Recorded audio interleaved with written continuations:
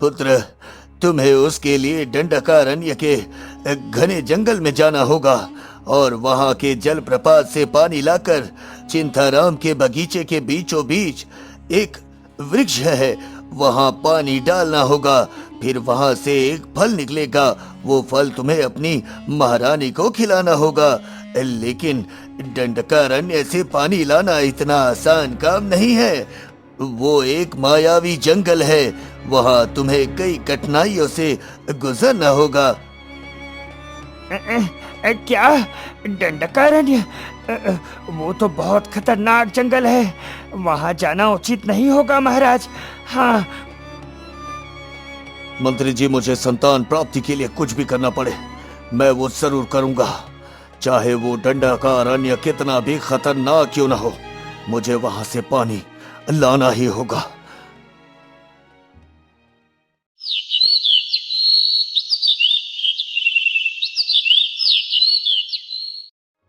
एक बार की बात है, काशीपुर नाम का राज्य था, जहाँ का राजा विक्रमादित्य थे।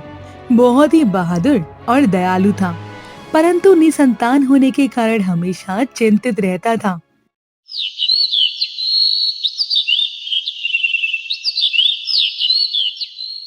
अरे ओ शांति, जल्दी से खाना बना दो, मुझे बगीचे जाकर फल तोड़ने हैं। आखिर घर भी तो चलाना है ना, क्यों? हाँ जी, बस हो गया तैयार, अभी देती हूँ। ये लो, खा लो। तुम्हारी हाथों में तो जादू है शांति।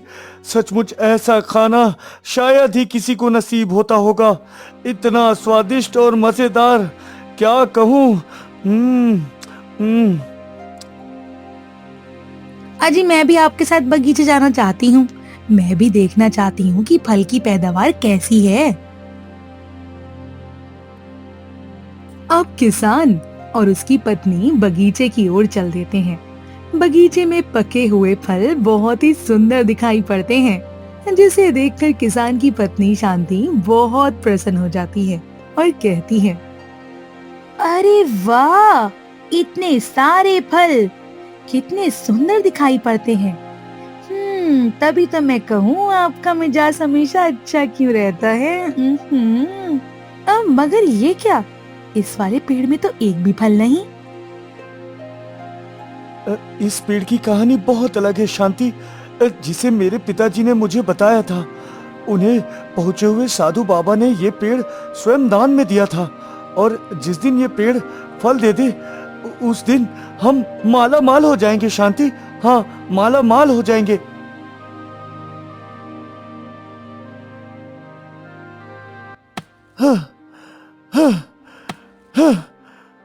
अरे, ये लकड़ी काटना भी बहुत मुश्किल काम है।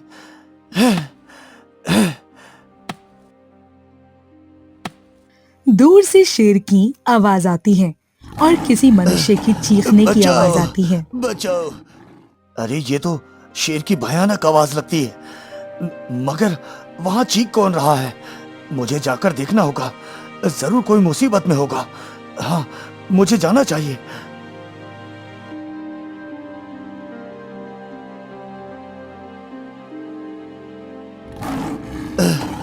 बचाओ, बचाओ, कोई मुझे बचाओ। ये दुष्ट शेर मुझे मार डालेगा। बचाओ, मुझे बचाओ। अरे दुष्ट शेर, वहां से हट जा। छोड़ दे उस साधु बाबा को, नहीं तो मेरा तीर तुम्हें आर पार कर जाएगा। छोड़ उसे।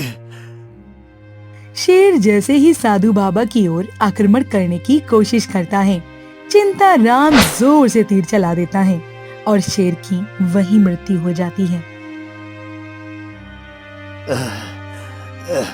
तुम्हारा बहुत बहुत धन्यवाद बेटा, तुमने एक साधु की जान बचाई। तुम सचमुच बहुत साहसी हो बेटा, बहुत साहसी हो। प्रणाम मुनिवर जी, ये तो मेरा कर्तव्य था। आपकी जगह कोई भी होता तो मैं यही करता। वाह बेटे, तुम्हारे इस नरम हृदय को देखकर मैं प्रसन्न हुआ। मेरे पास तुम्हें देने के लिए तो अभी कुछ भी नहीं है, मगर एक चीज मैं तुम्हें देता हूँ। ये लो, ये बीज। आज से तुम फलों की खेती करना और बगीचे के बीचों बीच ये बो देना। जिस दिन ये पेड़ फल देगा उस दिन तुम्हारा परिवार माला माल हो जाएगा बेटा। हाँ। और इस पेड़ की खास बात यह है कि इसने अभी तक फल नहीं दिए, लेकिन इसके आसपास के पेड़ में बहुत ज्यादा फल होता है, वो भी मीठे और सुंदर। ओहो, तो ये राज है इस पेड़ का। अच्छा ठीक है, आप यहाँ काम करो, मुझे घर में बहुत सारा काम है, मैं घर जाती हूँ।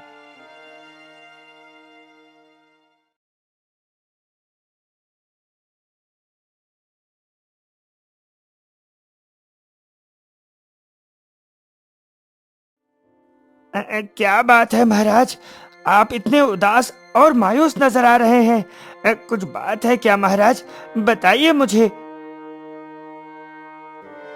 क्या बताएं मंत्री जी, हमारे विवाह को इतने वर्ष हो गए, हमें कोई संतान की प्राप्ति नहीं हुई। इसके लिए ऐसा कोई उपचार या उपाय नहीं बचा जो हमने नहीं किया हो।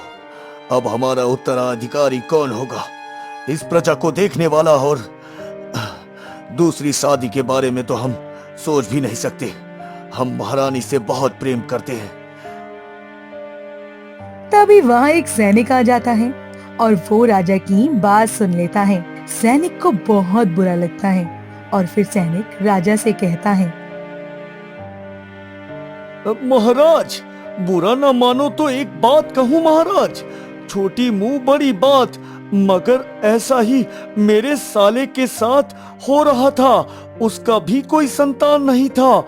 जब वो एक सिद्ध बाबा के पास गए तो आज उसकी एक बेटी और एक बेटा है और वो बहुत खुश है महाराज। अरे ओ सैनिक, अपने काम से काम रख और फालतू का ज्ञान मत दे। चल जा यहाँ से, चल भाग। अरे अरे रुकिए मंत्री जी, मुझे इसकी सहायता की जरूरत है। बोलो सैनिक, ये बाबा हमें कहाँ मिलेंगे? बदले में मैं तुम्हें 100 अशर्फिया दूंगा। बताओ मुझे। सैनिक फिर सारी बातें राजा को बता देता है।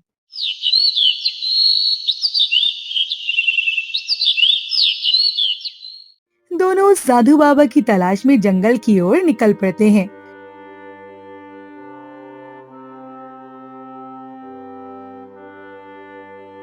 थोड़ी दूर चलकर उन्हें एक छोटी सी कुटिया दिखाई देती है। महाराज, महाराज, वो देखिए, लगता है वही साधु बाबा है जो उस कुटिया के पास जानवरों और चिड़ियों को खाना खिला रहे हैं। हाँ हाँ मंत्री जी, हमें जाकर उनके पैरों में गिर जाना चाहिए। प्रणाम मुनिवर, मैं काशीपुर का राजा विक्रमादित्य हूँ। हमें पता है विक्रमादित्य कि तुम काशीपुर के राजा हो और हमें तुम्हारे समस्या के बारे में भी पता है, मगर इसके लिए तुम्हें बहुत कठिन परीक्षा से गुजरना होगा। हाँ मुनिवर, आप तो अंतर्यामी हैं। मैं अपनी संतान के लिए सब कुछ करने को तैयार हूँ। मार्गदर्शन दीजिए मुनिवर, मार्गदर्शन दीजिए। पुत्र, तुम्हें उसके लिए दंडकारण्य के घने जंगल में जाना होगा और वहां के जल प्रपात से पानी लाकर चिंताराम के बगीचे के बीचों बीच एक वृक्ष है, वहां पानी डालना होगा। फिर वहां से एक फल निकलेगा, वो फल तुम्हें अपनी महारानी को खिलाना होगा। लेकिन दंडकारण्य से पानी लाना इतना आसान काम नहीं है।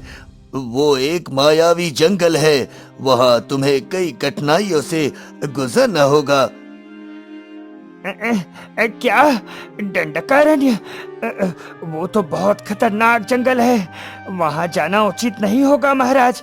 हाँ मंत्री जी, मुझे संतान प्राप्ति के लिए कुछ भी करना पड़े मैं वो जरूर करूंगा, चाहे वो दंडकारण्य कितना भी खतरनाक क्यों ना हो। मुझे वहां से पानी लाना ही होगा।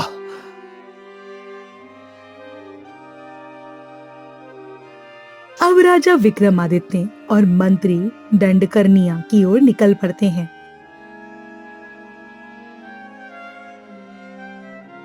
वहां जाने के बाद वो देखते हैं कि वहां दिन में भी अंधेरा था।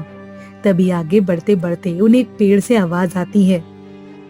कहाँ जा रहे हो राजन?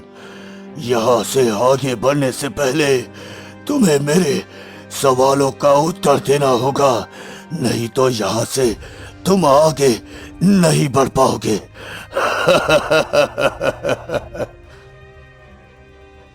क्या पेड़ भी बोल सकता है? कहो पेड़, क्या प्रश्न है तुम्हारा? मैं तुम्हारे प्रश्नों का उत्तर देने को तैयार हूं। पूछो मुझसे प्रश्न। तो सुनो, मेरा पहला प्रश्न है, ऐसा कौन सा राजा था जिसने बिना कोई युद्ध लड़े पूरी दुनिया जीत ली? बताओ मुझे। इसका सही उत्तर समय है। समय ही एकमात्र राजा है जो बिना युद्ध किए सब पर शासन करता है। हर कोई उसके सामने झुकता है, चाहे वो राजा हो या रंक। बहुत बढ़िया राजा। अब मेरा दूसरा प्रश्न सुनो। एक इंसान के पास सब कुछ होते हुए भी अगर उसके पास ये ना हो तो वो गरीब कहलाएगा। वो क्या है? बताओ मुझे। इसका सही उत्तर है दया और प्रेम। अगर किसी इंसान में दया और प्रेम नहीं है तो वो अंदर से गरीब होता है, चाहे उसके पास कितना भी धन हो। बहुत बढ़िया, तुमने 2 उत्तर तो दे दिए। अब ये सबसे कठिन सवाल का उत्तर अगर तुम दे देते हो तो मैं तुम्हें जाने दूंगा। मेरा तीसरा प्रश्न है, भविष्य को देखने का सबसे सटीक तरीका क्या है? इसका सही उत्तर आज का कर्म है। आपका भविष्य वही होगा जो आप आज कर रहे हैं। अच्छे कर्म आपका उज्जवल भविष्य तय करते हैं।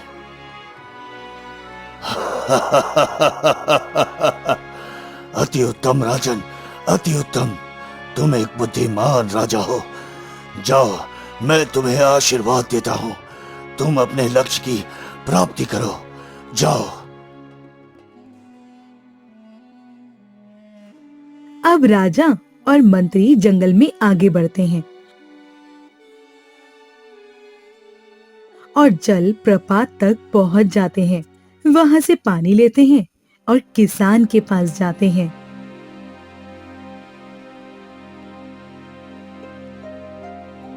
सुनो भाई, मुझे वो पेड़ के पास ले चलो जो तुम्हारे बगीचे में है। कौन सा पेड़ महाराज? मेरे बगीचे में तो बहुत सारे पेड़ हैं।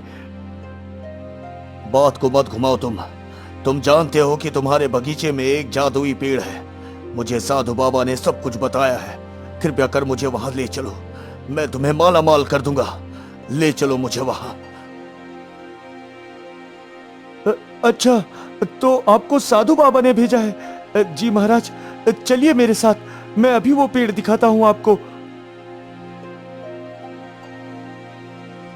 अब किसान राजा और मंत्री को लेकर उस जादुई पेड़ के पास जाते हैं और फिर राजा पोटली में बंधा हुआ दंडकारनिया का जल उस पेड़ में डाल देते हैं और फल का इंतजार करते हैं।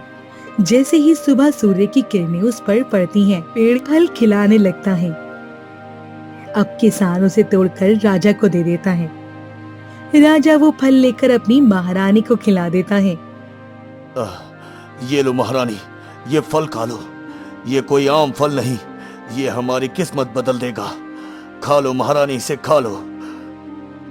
रानी उस फल को खा लेती हैं।